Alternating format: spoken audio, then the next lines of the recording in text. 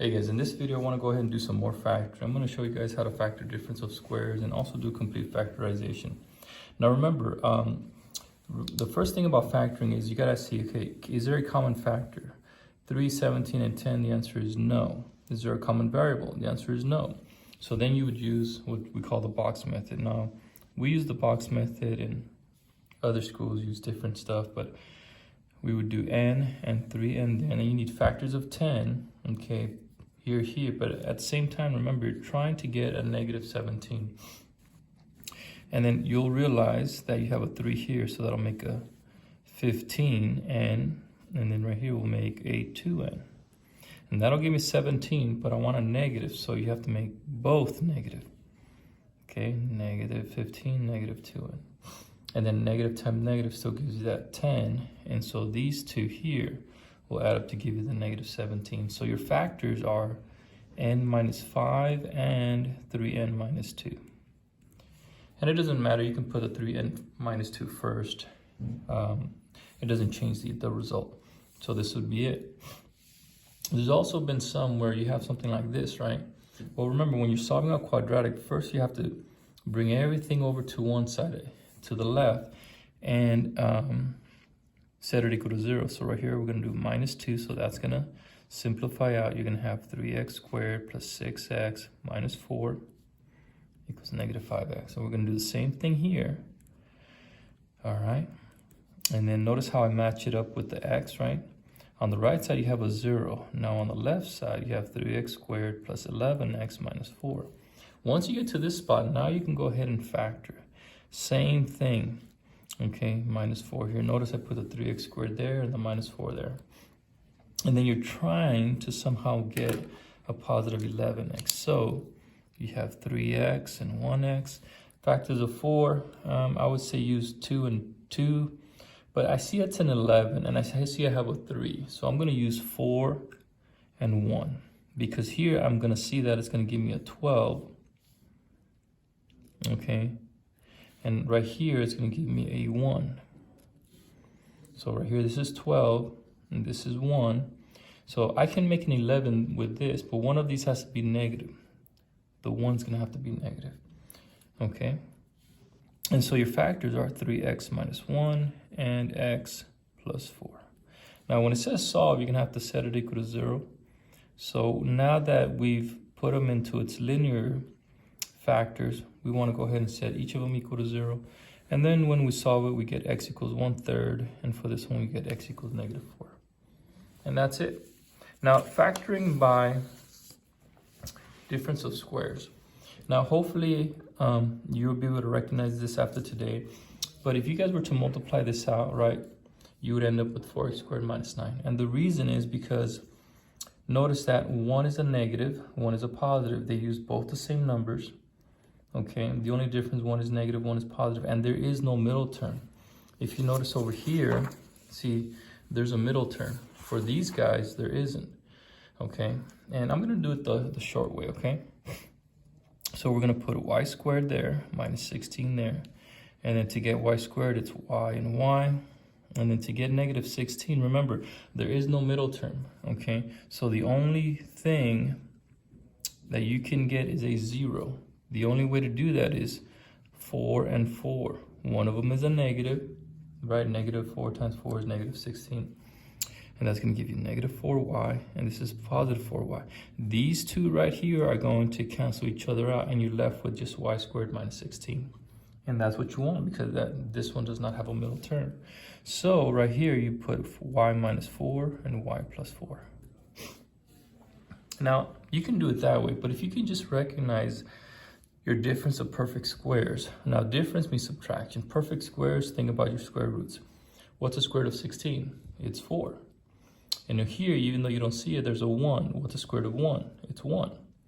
Okay? And if you can recognize that shortcut, you can do any of these.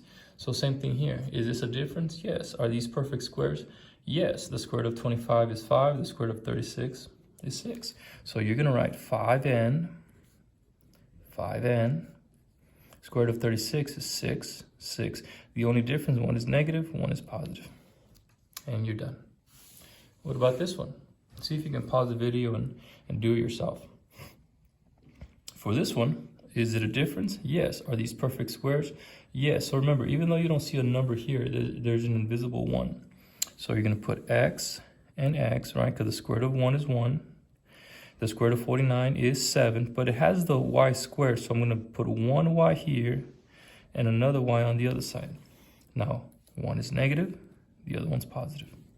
And you're done. Okay, let's keep going. Now here, can we factor this one? Is this a difference of perfect squares? The answer is no, it's not. Why? Because it has a plus sign. So what do you do with this one? Well, you just say that it's simplified. And that's it.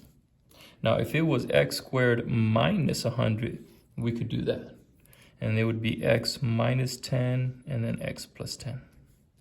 All right. Now, the next thing, guys, remember, sometimes we have to factor out the greatest common factor before we do any factoring. So here, is there a common factor? Yes, the number 2. So when you do that, first you got to take out the number 2. You end up with 4 minus 9x squared. And if you notice, what is this? A difference of perfect squares. What's the square root of 4? 2. And what's the square root of 9? 3. So you're going to write 2. The square root of 9 is 3x. Notice how I had to put an x on each side. One is negative, the other one's positive. And you're done.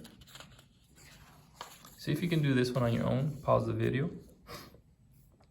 What number goes into both? That's right, 4. Okay, remember 64. Actually, 64 is a perfect square. You can do it. But remember the first rule, is there a common factor? The answer is yes. You got to take that out first. So we're going to take out a 4. That's going to give you n squared minus 16. And now, okay, this is a difference of perfect squares as well. N and n. The square root of 16 is 4 and 4. One is negative, one is positive. Okay? And then as you get further along, there are ones that become more difficult. We're going to factor this, okay? Now, is there a common factor that goes into all of these? The answer is yes, the number 4. So we're going to go in and divide by 4. Is there a common variable? The answer is yes. Look at, they all have n. How many can I take out from each? You can only take out one n from all 3 of them. So you're going to have 4n on the outside, and then you're going to do the math. 4 divided by 4 is 1, and what do you do with the exponents? You subtract them.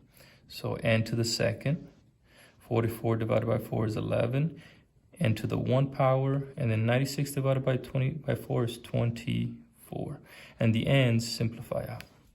Now, the inside, you can go ahead and factor it. Try to factor it if you can. Sometimes you can't. But in this case, you should be able to. So we're going to have n. What are the factors of 24? That'll give me a negative 11. 8 and 3, right? This will give you 8n and 3n. But remember, I want a negative 11. So make them both negative. And that'll give you negative 11n. So your factors at the very end is 4n, n minus 3, and n minus 8. And there it is. Let's see if we can do a few more. See if you guys can pause the video and see if you can do this one on your own. But same thing. Go ahead and divide everything by 2. And what do you notice? Also a y, right? All right. And then we're going to take the 2y on the outside. You can have y squared minus 6y plus 9. And then you can go ahead and what? Factor it out. Y squared here, the 9 is there, y and y. And then what are the factors of 9? I'm trying to get a negative 6. Well, this is going to be negative 3. Negative 3, and then we're going to have negative 3y, negative 3y. There you go. These two will combine, okay, to make negative 6y. So now we're going to have 2y, y minus 3, and y minus 3. Since you have two of the same, you can go ahead and write 2y times y minus 3 to the second power. Whoops, there it is. And that's it. Now this was a little bit different, right? It says what? Solve. So you're gonna have to take this guy over to the left. He's gonna become a positive 24x. Now it becomes positive because it jumps the equal sign. So anytime you cross that equal sign, it becomes the opposite. So now you have this, we set it equal to 0. Is there a common factor that goes into all three? The answer is yes, 3. Is there a common variable? Yes, the answer is x. They all have an x. So you can take out at least one x from all. And so then now we have, when we do the math, we end up with x squared plus 6x, right? 18 divided by 3 is 6. You subtract the exponents. 24 divided by 3 is 8. And then the x's disappear. Set it equal to 0. Now, try to factor that guy. So we're going to put x squared up here, 8 down here, x times x. And then factors of 8, I'm trying to get a 6. And now factors of 8, this one should be easy, 4 times 2. You're going to end up with 4x and 2x. These right here, you're going to add them. And you're going to end up with 3x times x plus 2 times x plus 4. You're going to set it equal to 0. Now for this one, it says solve. So once you have it here, you're going to have to set each individual linear term. You're going to have to set it equal to 0. Okay? Just like that. And then x is equal to 0. X is equal to negative 2.